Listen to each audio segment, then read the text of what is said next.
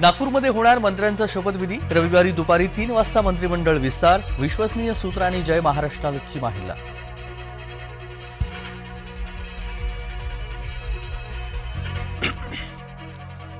नरेंद्र मोदींचा काँग्रेसवरती प्रहार। काँग्रेसने संविधानाचा अपमान केला। खुर्ची वाचवण्यासाठी इंदिरा गांधींनी आणीबाणी लावल्याची ही टीका। विरोधकांचा गदारोळ।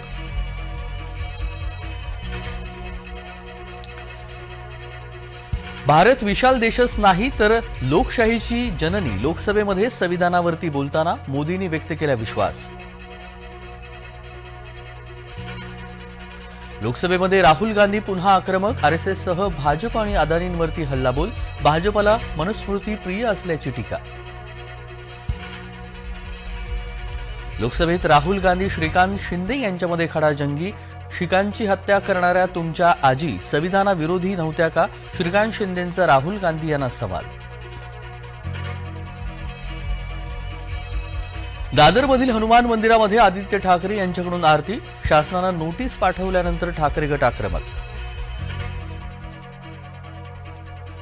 मुख्यमंत्र्यांचा फोन आल्यावरतीच मंत्रिमंडळातील वर्णी निश्चित होणार। देवेंद्र फडणवीस यांच्या फोनकडे इच्छुकांच्या नजरा। जय महाराष्ट्र वृत्तवाहिनी बनली जनतेचा आवाज। राज्यभरातील रुग्णवाहिकांच्या स्थितीचा पर्दाफाश। रुग्णांना आपत्कालीन सेवा कशी मिळणार? जय महाराष्ट्राचा सवाल। प्रशासन दखल घेणार का? याकडे सर्वांचं लक्ष। भिवंडी पनवेल रायगडमधील रुग्णवाहिकांचं स्टिंग ऑपरेशन। नाशिक वर्धा अकोल्यात देखील रुग्णवाहिका धुळकात। रुग्णवाहिकांचा प्रश्न कधी निकाली निघणार? जय महाराष्ट्राचा प्रशासनाला जाब। जय महाराष्ट्र वृत्तवाहिनीच्या बातमीचा दणका। जमिनीवरती झोपवलेल्या महिलांची योग्य प्रकारे देखभाल।